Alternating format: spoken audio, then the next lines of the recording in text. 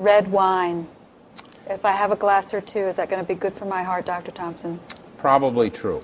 Probably yes. If I have the whole bottle, it won't. Probably not. Okay. I was recently, within the last 6 months, at a meeting, and a expert in the prevention of heart disease addressed this specific subject and talked about alcohol and heart disease. And the studies seem to indicate that moderate amounts of alcohol tend to have somewhat of a cardioprotective effect.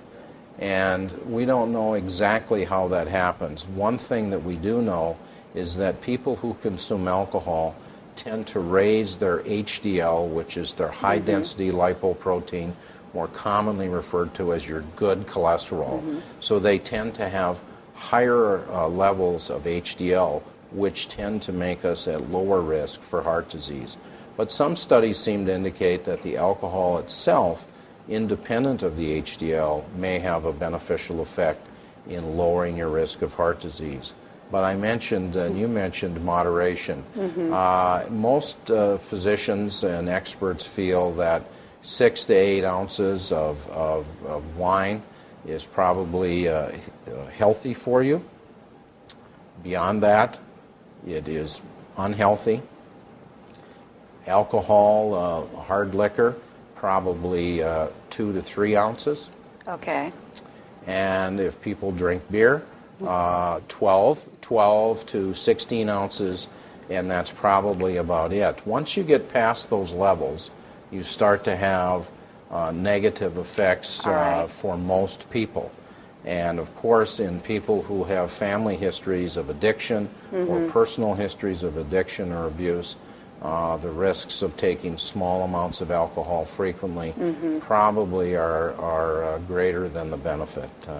But to the general population, especially people who have heart disease, red wine and some of the antioxidants and other...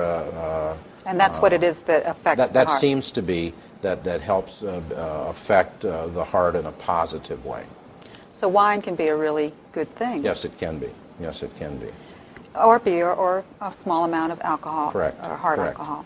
And you know, the HDL factor is interesting. If people go and apply for life insurance, most life insurance companies, they do. If their HDL is quite high, run some other tests on their blood to make sure the person isn't an alcoholic or abusing. But really? About the only people that I see, some people have genetically are predisposed to having high HDLs, but about the only people that I see who can really raise their HDL exercise a lot, and many of them have taken daily amounts of 4 to 8 ounces of red wine, and it does make a positive effect on their HDL. Well, that's what I wanted to know. Thank you. You bet.